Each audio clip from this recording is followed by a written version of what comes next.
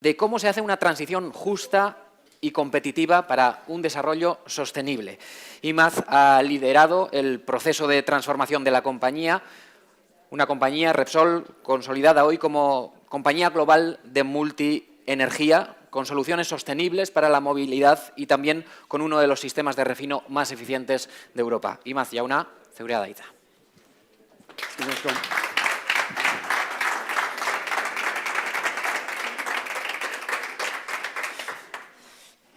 Eguerdion guztioi, eta mila esker.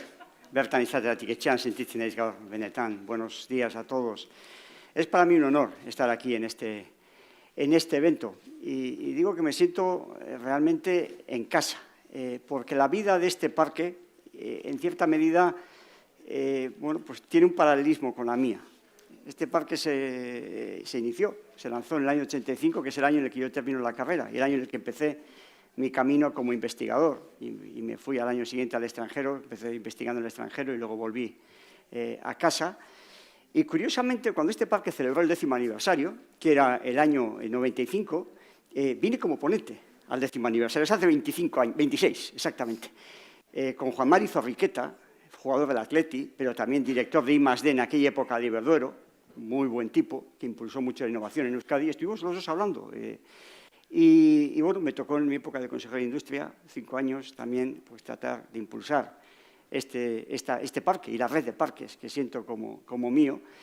Y en estos momentos pues tengo el honor de estar en este 35, 36 aniversario, ¿no? Digo el 36 porque el año de la pandemia lo ha hecho celebrar este año. Y la verdad es que vengo en otra faceta. Pues estos 36 años para mí han sido 23 años en el sector privado, 13 años en el sector público. Y vengo como consejero delegado de Repsol, primer ejecutivo de una compañía en la que llevo ya 13 años y desde hace 7 años la lidero como consejero delegado. Y es una compañía que también ha tenido su transformación, porque se creó en el año 87, muy cerquita de digo muy cerquita conceptualmente en el tiempo de este parque, aunque las unidades que la conformaron como Petronor pues tienen más antigüedad. Curiosamente hoy se hablaba del canal de Suez. Petronor nace precisamente a partir de un cierre del canal de Suez. La guerra de los 6 días cambia la logística del petróleo en el mundo, se empiezan a impulsar los barcos de 300.000, 400.000, 500.000 toneladas para que sean eficientes, dando la vuelta por el Cabo de Buena Esperanza, y un vasco universal como Enrique Sendagorta analiza esa reflexión y concibe la idea del superpuerto de Bilbao, un gran puerto en Europa, muy pocos, podía haber que pudiesen tener capacidad de acoger a esos barcos. Y así surge el proyecto de Petronor, precisamente asociado a un cierre del canal de Suez. Pero como compañía también fuimos evolucionando, porque, por ejemplo, fuimos la primera compañía en nuestro sector del oil and gas en el mundo que ya en el año 2005 apoyamos los protocolos de Kioto. En el año 2005 lanzamos el primer gran programa de reducción de emisiones de CO2 en la compañía, que nos ha llevado a reducir en 5 millones de toneladas de CO2 anuales nuestras emisiones de CO2. Hemos tenido hitos interesantes que combinan objetivos de desarrollo sostenible, industria, trabajo decente, acción por el clima. Cuando en el año 2012 firmamos un convenio para todas nuestras plantas en España, 6.700 personas aproximadamente en la refinería y sector químico, en las que asociábamos una paga variable para todos los trabajadores de nuestras plantas industriales vinculada a la reducción de emisiones de CO2 de las plantas y las refinerías. Evidentemente, esto sigue en vigor, pero esto pasó hace ya 9 años. Nos transformamos en una compañía multienergía. En el año 2019 fuimos la primera compañía del sector en el mundo, para nuestra dimensión, porque somos pequeños en nuestro sector, en comprometernos con el objetivo de emisiones netas cero para el año 2050. Y lo que es mucho más importante, porque claro, en 2050 iba a decir que aquí se compromete cualquiera. Lo que es mucho más importante es tener una senda clara, definida, con hitos. 2020, por ejemplo, el año pasado teníamos que reducir el 3 y pico % y lo hicimos, auditado, 15% en el año 2025, 28% en 2030, 55% en el año 2040 y el compromiso del 2050. Pero son tan importantes o más los hitos intermedios que comprometernos para el año 2050. Somos una compañía, perdón, me lo digo entre comillas, de petróleo y de gas, pero que este año 2021, por ejemplo, el 35% de toda nuestra inversión lo hacemos en negocios bajos en carbono. Esto es un caso único en la industria del sector. Un El año pasado, por ejemplo, en España, sabéis que se instala mucha energía renovable, pues un 20% de toda la eólica la hemos instalado nosotros y la operamos nosotros. La subasta de anteayer, pues hemos sido uno de los actores que se ha llevado una parte significativa de los megavatios de la subasta, competitiva. Y se ha hablado mucho de ESG esta mañana. Somos también un caso inédito en la industria. El 36% de los inversores institucionales de Repsol son inversores que invierten con criterios ESG, o sea, socialmente responsables y medioambientalmente responsables. Pues hemos tenido una evolución, iba a decir casi como la de este parque, ¿no? Y me atrevo a decir como la de nuestras vidas, porque claro, yo cuando venía a decir, ¿qué hablo yo aquí de desarrollo sostenible? Entonces pensaba en mi propia vida, ¿no? La de todos y cada uno de nosotros, pero bueno, yo cuando nací en el año 63, la esperanza media de vida en España era de 62 años. Hoy está por encima de 80. Cuando nací, que tengo años, pero tampoco tantos, la esperanza media de vida en el mundo era de 52 años. Hoy es de 72 años. El año que nací, el 40% de la población mundial vivía en pobreza extrema. 40%. Hoy, según el mismo criterio, es el 11% y se ha duplicado la población mundial. Y en el año 1900, que es muy lejano, sí, pero mis cuatro, iba a decir Aitona, Mona, Aititi y Amama, porque a unos se les llamaba en vizcaíno y otros en euskera guipuzcoano, nacieron alrededor de esa fecha. Y en 1900 la esperanza media de vida de un ciudadano aquí era algo inferior a 40 años. La misma que en la época del Imperio Romano, prácticamente. Y esto era ayer, cuando nuestros abuelos nacieron. Y creo que es justo reconocer que esta evolución de la calidad de vida, del desarrollo sostenible, ha tenido a lo largo de los últimos 100 años fundamentalmente a la energía como gran impulsor. Energía y salud.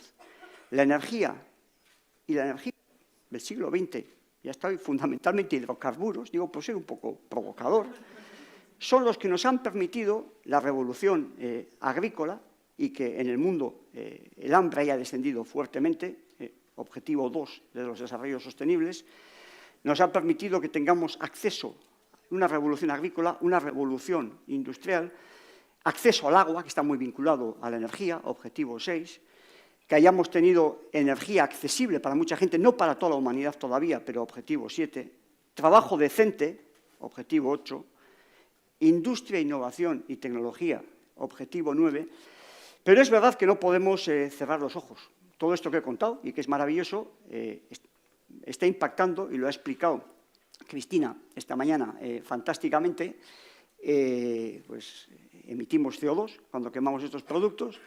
Ese CO2 se concentra en la atmósfera, no es un contaminante, porque confundimos muchos de los debates. El CO2 es el gas indispensable para la vida.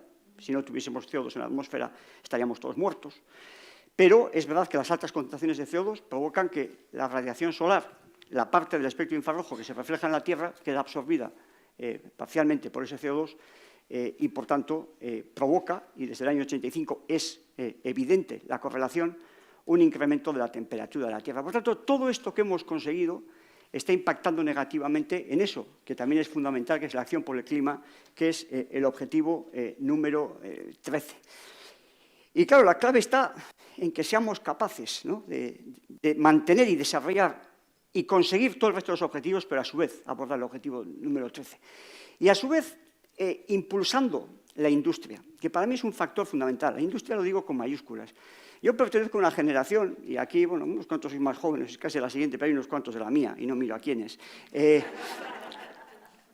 Nuestros abuelos trabajaban en el caserío, o en el campo, en general, en una economía de subsistencia. Eran esos que nacieron cuando la esperanza media de vida era de 40 años.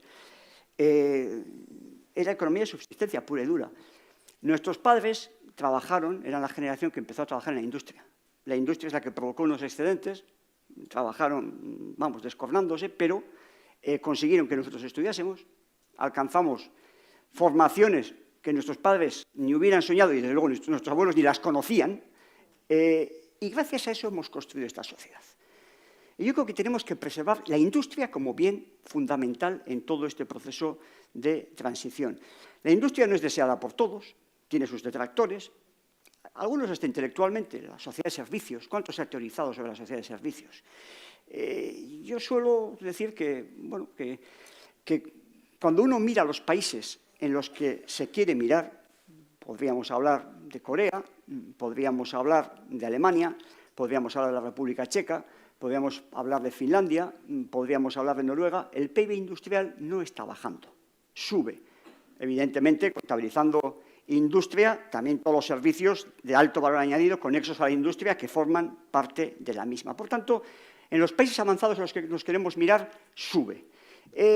Un competidor, un buen competidor, que es Dow Chemical y su CEO, suele decir que allí donde la industria va, la innovación la sigue. No hay innovación sin industria. Sí, alguno me saca el caso de Silicon Valley, ya lo sé, hay uno. El resto, hemos visto algún caso magnífico en Suecia, a partir de actividades industriales, que es lo que genera un hinterland determinado para que la innovación se desarrolle. Además, la industria genera, también en el sector servicios, por cada puesto directo industrial, 3 empleos. Los servicios, 1,5. Objetivo número 8. Trabajo decente. Digo trabajo decente porque la industria paga bien.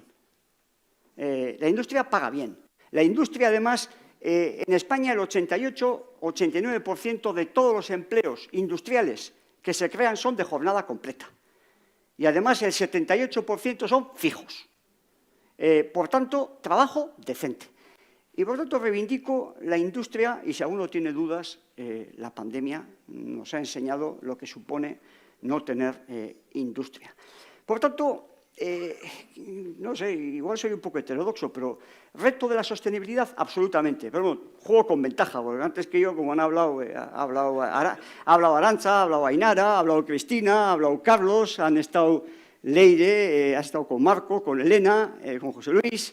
Luego han venido Arni y Ana, y luego Aitor y Nagore, y lo he oído varias veces a lo largo, lo he oído varias veces a lo largo de la mañana, eso de que desarrollo sostenible no es solo medio ambiente, también lo es.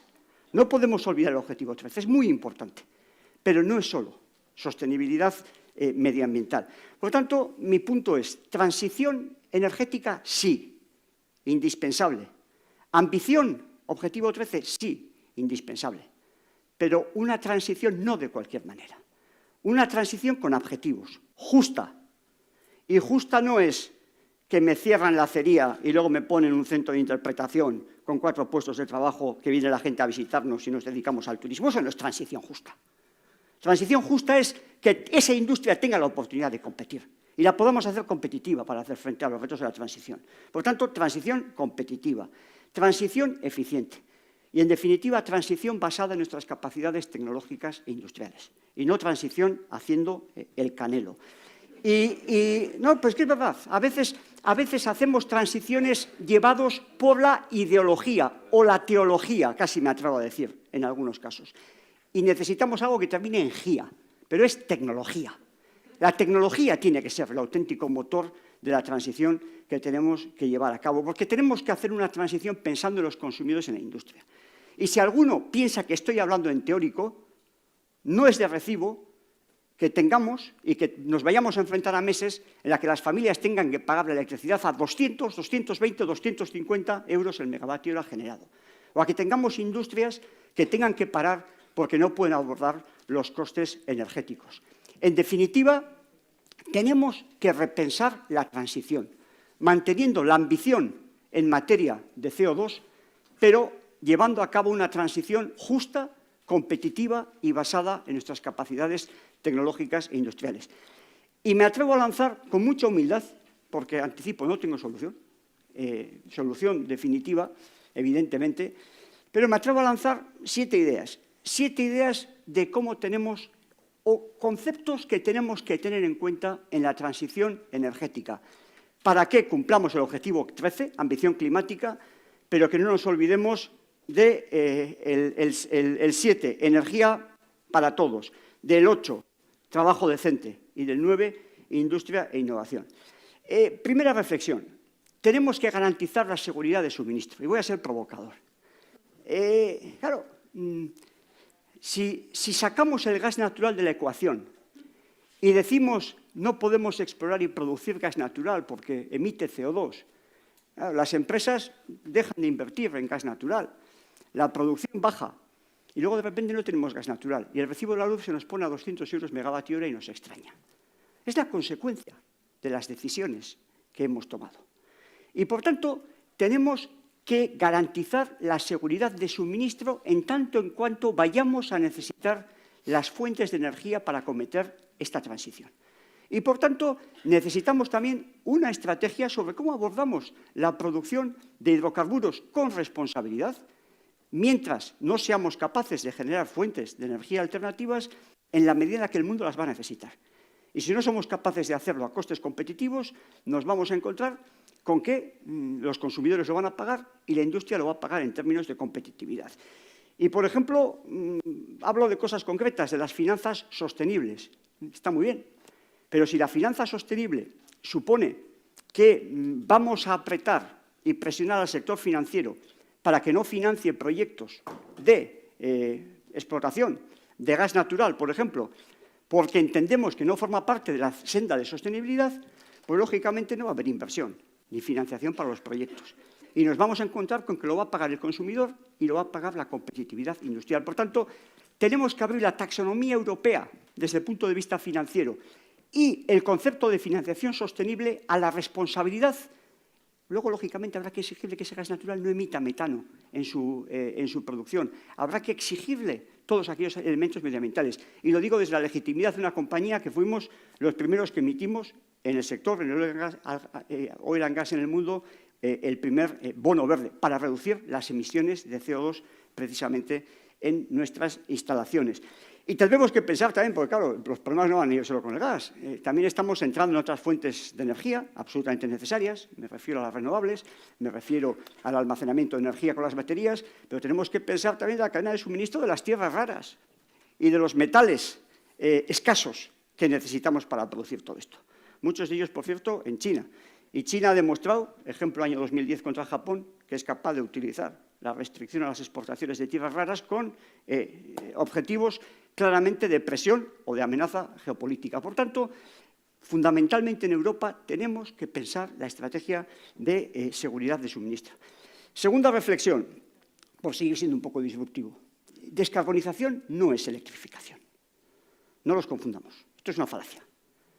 La electrificación es una parte de la descarbonización, necesaria, interesante, pero una gran parte de sectores y aplicaciones de nuestra sociedad no son electrificables tecnológicamente, por lo menos en los próximos años. Los aviones, los barcos, los camiones, las acerías, las papeleras, el sector químico, las cementeras. Por tanto, necesitamos también descarbonizar los líquidos, porque si no, no tenemos solución. O sea, si igualamos descarbonización igual a electrificación, meto otra conclusión. No hay solución a la descarbonización. Necesitamos otra visión diferente. Y necesitamos un enfoque inclusivo. Y vuelvo nuevamente. Esto no es de teología ni ideología. Es de tecnología. Por tanto, necesitamos neutralidad tecnológica. Tenemos que poner a todas las tecnologías a competir. Aquí no vale decir eso de no, el motor de combustión no, y vamos a ir al motor eléctrico. ¿Por qué? Si en 5 años podemos hacer tecnológicamente un motor de combustión en el que las emisiones sean inferiores en todo su ciclo de vida que un coche eléctrico, las emisiones de CO2, ¿por qué lo está sacando usted del mercado? ¿Por qué estamos restringiendo la tecnología cuando no sabemos qué vamos a necesitar los próximos años? Y creo que no tenemos que tener determinismos y tenemos que confiar en la evolución tecnológica. Y pongo ejemplos. El hidrógeno. Y no es wishful thinking. Tenemos proyectos concretos, 550 megavatios equivalentes de hidrógeno, que los vamos a tener en operación antes del año 2025 y 1.900 antes del año 2030. Y, por cierto, algunos de ellos, como mínimo 110, 120 megavatios, a poquitos kilómetros de donde estamos nosotros en estos momentos. Y el hidrógeno no va a ser solamente una alternativa de movilidad. El hidrógeno también va a ser la materia prima para otro tipo de combustibles, porque también, precisamente, aquí en Bilbao, tenemos un proyecto que me atrevo a decir que es de los pioneros a nivel mundial y al que compañías de mucha más relevancia que nosotros se están apuntando para colaborar. Vamos a producir combustibles sintéticos. Y los combustibles sintéticos básicamente es tomar corrientes de CO2 de una actividad industrial, reducimos ese CO2 a monóxido de carbono, tomamos hidrógeno verde producido en un electrocatalizador con generación renovable y en un ciclo, eso que los químicos estudiábamos, lo del Fischer-Tropsch, hace ya muchas décadas, entre el monóxido de carbono y el hidrógeno, producimos biocombustibles sintéticos. ¿Esto va a estar mañana? Sí, mañana estará, pero en proyectos, digamos, de poca dimensión de demostración. ¿Cuáles van a ser las variables que van a influir en la competitividad? Pues precio del petróleo, descenso de precios eléctricos para tener hidrógeno verde competitivo, precio de CO2 y, por supuesto, la propia evolución de las instalaciones tecnológicas. Esto va a ser en los próximos años parte de la solución.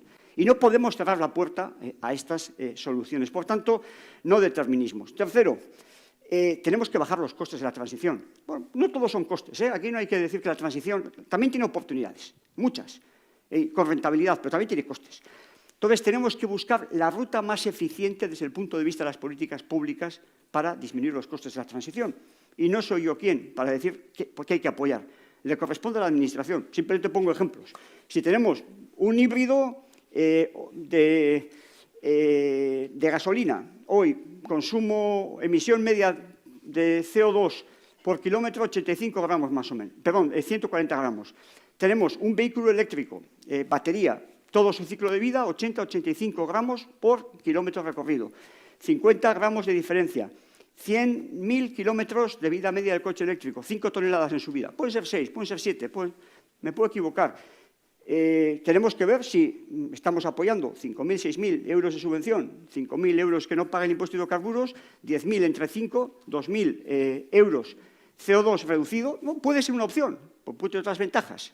Puede tener otras ventajas a nivel de movilidad urbana. O sea, no soy sospechoso. Hace 11 años lanzamos, y precisamente aquí, en Euskadi, la primera empresa a nivel de toda España de servicios de recarga del vehículo eléctrico que sigue liderando este mercado. Pero habrá que ver si 2.000 euros para reducir una tonelada de CO2 es lo más eficiente o tenemos que invertir en otros lugares 40, 50 euros la tonelada de CO2 para cambiar una producción eléctrica de carbón a gas o cuánto nos cuesta digamos, el aislamiento añadido de edificios públicos. Es decir, tenemos que tener un mapa claro. O sea, no estoy aquí diciendo que haya que hacer A, B o C. Necesitamos un mapa claro de cuáles son las rutas más eficientes para reducir las emisiones de CO2. Cuarta reflexión. Se ha dicho que hay que descarbonizar los líquidos, pero claro, ¿cómo se hace? Además del hidrógeno y todo esto que tardará unos años y hay que hacerlo desde ya. Y dirían, no hay que haya que hacerlo desde allá, lo estamos haciendo. Primero el petróleo en sus operaciones, pero claro, petróleo vamos a seguir necesitándolo. Pues a mí habéis tenido el detalle de ponerme una moqueta hecha con petróleo, de ponerme un atril hecho con petróleo, un micro hecho con petróleo y me habéis colgado esto que también está hecho con petróleo. Y si un día, que espero que no os pase, os llevan a un quirófano, cuando entréis os daréis cuenta que prácticamente todo lo que os rodea está hecho con petróleo. Y esto va a seguir siendo así dentro de 30 años. Y os voy a decir, y es bueno. Y es bueno porque ese petróleo no emite CO2. ¿Qué es el problema del petróleo? Porque no lo quemáis. No emite CO2, ni el de los asfaltos, ni el de los plásticos, ni el de las fibras, ni el de los fertilizantes, ni el de los aislantes. Por tanto, vamos a necesitar petróleo por las próximas décadas. Convenzámonos, y además es bueno. Y, por tanto, necesitamos operaciones de refino, de extracción, que no emitan CO2. Y, por tanto, mucha eficiencia energética para poder hacerlo. Y, además, lo que tenemos que hacer es que los usos actuales del petróleo, que los quemamos, los aviones, los barcos, los coches, los camiones, los saquemos de ahí al petróleo. Y por eso estamos cambiando el concepto de refinería. Hoy nuestras refinerías empiezan a ser, no voy a decir que son, pues sería engañar, empiezan a ser unos hubs diferentes en los que el input son grasas animales, son aceites vegetales, son aceites reciclados, son generación renovable para producir ese hidrógeno, son hidrocarburos que vienen de la pirólisis de plásticos reutilizados, es biogás que viene de vertederos, y todo es la materia prima, conjuntamente con el petróleo, que termina en los coches. Cambia el output, porque está cambiando también el input. Y ejemplos concretos. Aquí en Bilbao tenemos un proyecto también de utilización de residuos sólidos urbanos para producir gas, biogás, gas que viene de residuos, circular, que va a formar parte de la materia prima de la refinería de Petronor. Hemos producido ya en Tarragona bioqueroseno utilizando biomasa como materia prima y bioqueroseno que forma parte del porcentaje de combustible que lleva un avión. En Tarragona tenemos un proyecto de producir metanol que acompañará a las gasolinas, que parte de residuos orgánicos y residuos sólidos urbanos inertes pirolizados conjuntamente. Estamos metiendo en Puerto Llano ya desde hace varios años todo este plástico del sureste, de Almería y de esa zona, pirólisis de esos plásticos que, convertidos en la fracción líquida de hidrocarburos, está alimentando la refinería conjuntamente con las corrientes de gasoil no desulfurado, que una vez hidrogenadas terminan siendo parte de lo que al día de hoy es un combustible diésel. Y este es el camino de descarbonización, también de los combustibles líquidos, conjuntamente, evidentemente, con la siguiente generación que va a venir a partir del hidrógeno y de los combustibles líquidos. Quinta reflexión, muy breve. No nos hagamos trampas al medir. No midamos las emisiones directas de las cosas. Cuando decimos, no, es que este coche tiene unas emisiones directas de 0, porque es no sé qué, y este mide 80, no, ya. Midamos la huella de carbono global. Midamos todo el ciclo de vida. Y esto, como decía aquel, mensaje para las instituciones europeas. Porque vamos a conseguir desindustrializar Europa. Porque vamos a penalizar a la acería que está emitiendo CO2, que va a tener que cerrar, vamos a comprar el acero de Turquía o de la India, vamos a importar ese acero, vamos a limpiar nuestras conciencias, vamos a emitir más CO2 porque esa planta de la India o de Turquía es menos eficiente normalmente que la de Asturias, que la de Bilbao, y nos vamos a encontrar con que pues hemos reducido en Europa las emisiones de CO2 año tras año a costa de aumentarlas en otras partes del mundo. Por tanto, tenemos que medir la huella global. Ya sé que están los mecanismos de ajuste en frontera. Buena medida, de aplicación práctica compleja. Lo que no podemos es tener a toda nuestra industria absolutamente al pairo, desprotegida, en una posición competitiva complicada, hasta que seamos capaces de poner los mecanismos de ajustes en frontera. Porque exportaremos empleos, exportaremos industrias y exportaremos emisiones de CO2, aunque nuestras conciencias queden muy limpias. Sexta reflexión, y un poco provocadora ya. La transición energética necesita más plásticos. Más plásticos.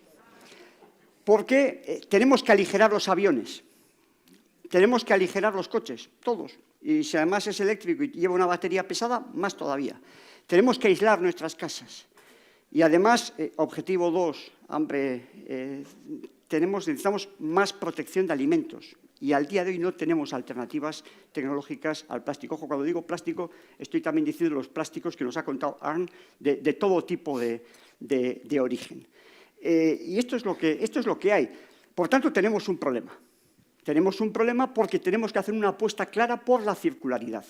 La circularidad y los objetivos de reciclado mecánico, todas las poliolefinas, polietilinos, polipropilenos, tenemos que incrementar la parte mecánica que forma parte de la materia prima de lo que vamos fabricando. Tenemos que incrementar los proyectos, y tenemos evidentemente bastantes en marcha. Antes hacía referencia a la pirólisis, por ejemplo, la fracción líquida para producir otro tipo de combustibles, pero en algunos casos, como por ejemplo el uso del poliuretano y el reciclaje, tenemos proyectos de acidólisis que lo que hacen es rompen la molécula de poliuretano y la preparan para que vuelva a ser el monómero que permita fabricar nuevos poliuretanos. Y, por supuesto, también tenemos proyectos de utilización de gas, fundamentalmente de vertederos, residuos orgánicos y residuos inertes, nuevamente, que alimenta a los crackers y nos permite producir etileno y propileno con una alimentación gaseosa a partir de residuos. Es decir, tenemos que incrementar el esfuerzo por la economía circular. La economía circular tiene que formar parte del paisaje para los próximos años. Y última reflexión.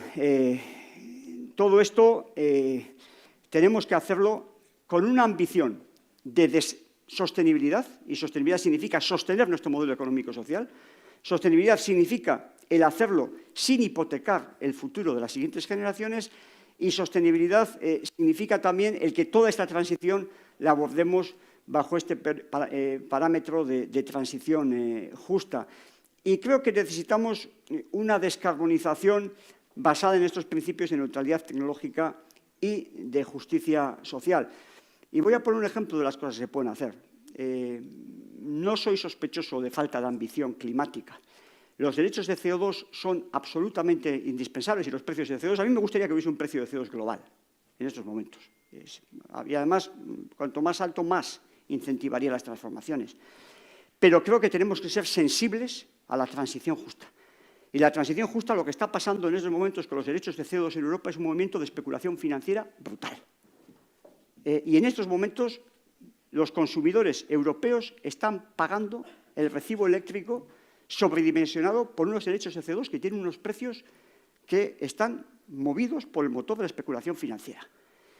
Y la industria está parando las operaciones en estos momentos en nuestro país porque no puede competir por los precios eléctricos que están también movidos por estos derechos de CO2. Creo que sin